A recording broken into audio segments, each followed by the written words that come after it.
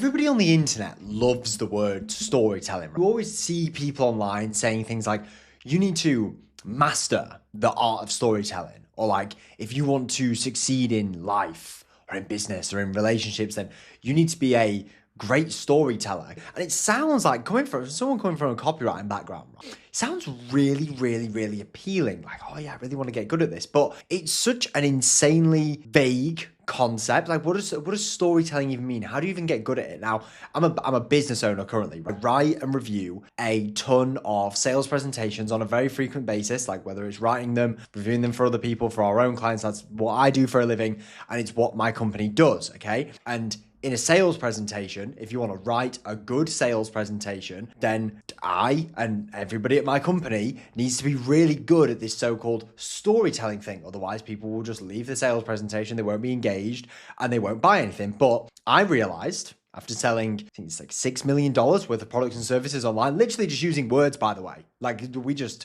use words from the ads to the funnels to the webinars itself, right? The skill that you actually really want to get good at, the skill that you want to master, isn't storytelling, it's story selling. It's story selling. So in this video, I'm going to say, and I'm going to show what a lot of these kind of copy storytelling creators won't really admit to you, is that what you want by like watching these videos saying like, oh, I want to be able to tell good stories. You don't want to be a good storyteller. Trust me when I say this, you want to be a good story seller. Because when you become a good story seller, people want to listen to you.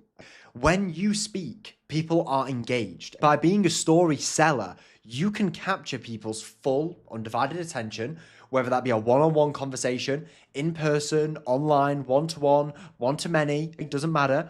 You want people to take you seriously, take what you have to say seriously. You want them to be interested. You want to be able to find the words to convey all these ideas that you have inside of you. You want to be able to sell more of your, whether you're an entrepreneur, you want to be able to sell more of your products and services online. You want to be able to articulate how good it is, how good what you do actually is. So how do you do that? Number one is you need to understand. It's like the Andrew Huberman placebo thing. It's like if you understand why something is good for you, it actually makes it like your body have a better reaction to it. So you need to understand why stories are so powerful.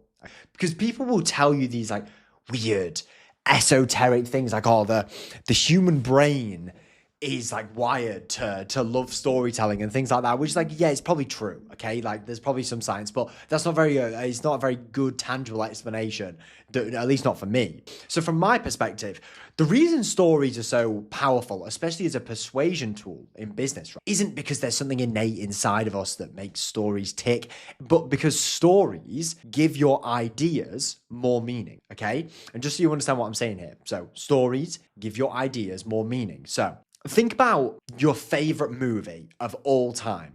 If you skipped to the last 5 minutes of your favorite movie of all time and you hadn't seen like anything before, like you hadn't seen the sequels or the prequels or the trailers or anything, you just saw the last 5 minutes, would it still be your favorite film? Okay, probably not. Why? Okay, it's probably not going to be your favorite film. Why? Because it's the story. It's the build-up that actually makes that film your favorite film. Same goes for like comedians or magicians. I'm just going to turn this off. Why is this? Someone's Slack. I left Slack on. Yeah, sorry, like where was that train of thought? Yeah, same thing goes for like comedians or magicians, right? They will spend like 90% of their time on stage, like whether it's comedy or a magic trick or whatever, setting up the punchline or the prestige in magic.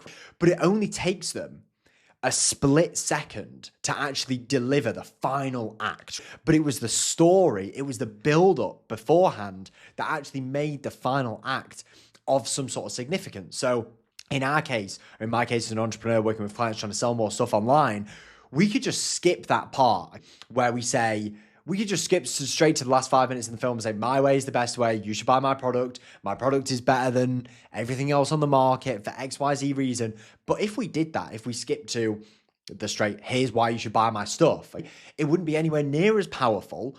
And in fact, I would actually probably make the case that it would probably work against you if you were to do this and just make it sound like, what's the term of phrase? Like you're blowing your own trumpet. And stories are also powerful on this point because they work at every single stage of awareness. So if you know like Eugene Schwartz awareness levels, a story, like one single good story can take a prospect from being completely unaware on the Eugene Schwartz spectrum to being most aware using like one single piece of marketing material.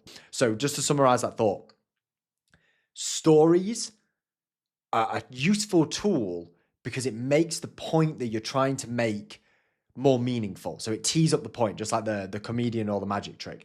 Second thing, people buy your ideas before they buy your product. And this is one of the most important distinctions that most people don't make, okay? They think that they're like very offer driven, very product driven. They think that everything that they do in their marketing needs to link back to what they sell, what it does, or what they do, right? So a good example of this is a copywriter called Dan Henry. He's like somebody in my industry who I look at. He sold $45 million online with webinars, which is what I do.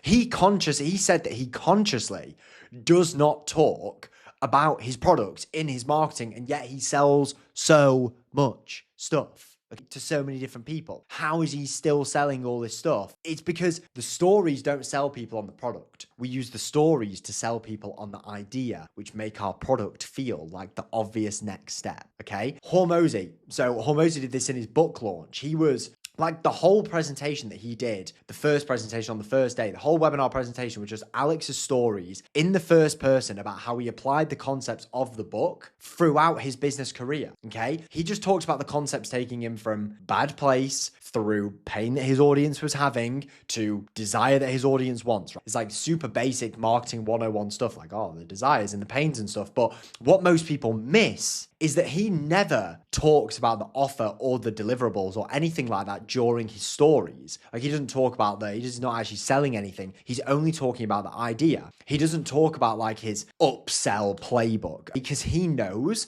that unless people are sold on the idea of having upsells inside of their business, then nobody's going to buy that from him. Nobody will want that product because it hasn't been given any meaning.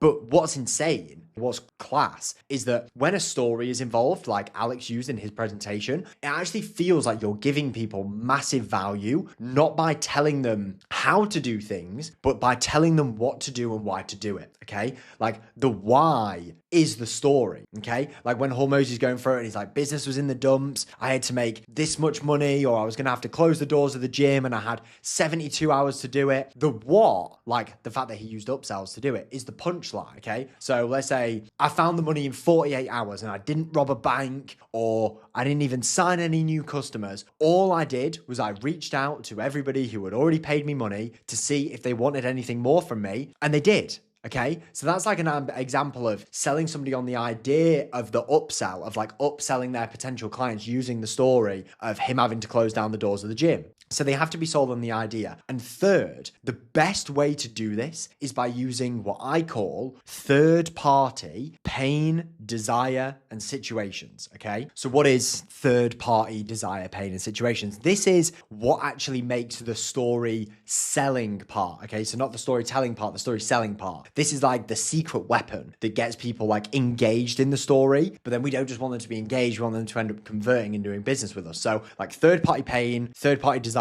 third-party situations are pains, desires, and situations, and no shit, Sherlock, that our audience experiences every single day, okay?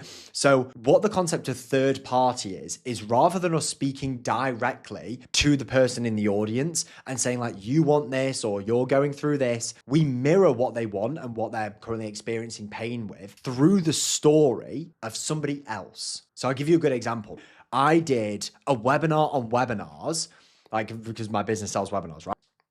And I did it to help me get clients. So I told the story of how I became a copywriter. First of all, this might sound a bit far-fetched, but trust the process, right? So I was watching this creator on YouTube called Tyson 4D. for months. It was December, January, February, March, 2023, 2024, I was on my lunch breaks at work. I would watch his videos. When I got home, he would have these 3.25 hour, 4 hour videos. And I would literally sit down with a Google Doc. I would make a coffee, sit down, take notes about everything. I took this guy's content on YouTube so seriously. And he educated me on pretty much everything I needed to know about copywriting. And I watched his videos for 4 months.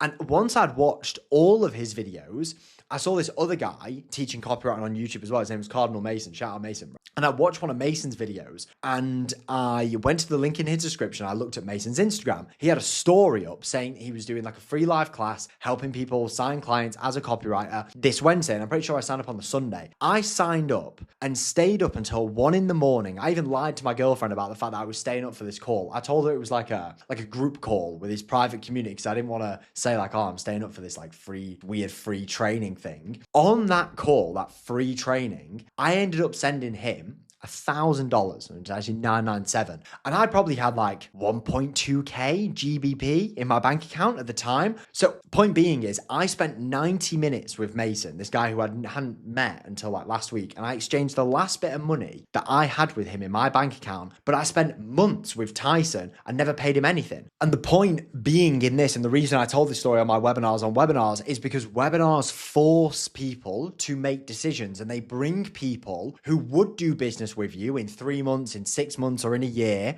or the people who need to think about it, and it gets them to do business with you today. That is an example of a story that business owners who are on my webinar on webinars, they can understand, because now they're thinking to themselves, oh God, they're thinking about the pain and the desire of wanting to do a webinar to avoid the pain of having their potential customers going to other competitors, even though they're the ones who've been nurturing them. So a lot of people who are on that webinar on webinars would have had a YouTube channel or something, and they're thinking to themselves, oh my God, I'm nurturing all these clients for my competitors to just go and convert them on a webinar. So that was the story that I chose for the webinar on webinars that I did, because it's one that the business owners can resonate with. It's an example of a situation that they are finding themselves in, they're not getting customers, or they're putting out all this great content and people still aren't buying. What I'm not saying is your competitors are stealing your clients with webinars. I'm not saying that up front. That'd be first party paying. I'm using third party paying. I'm demonstrating it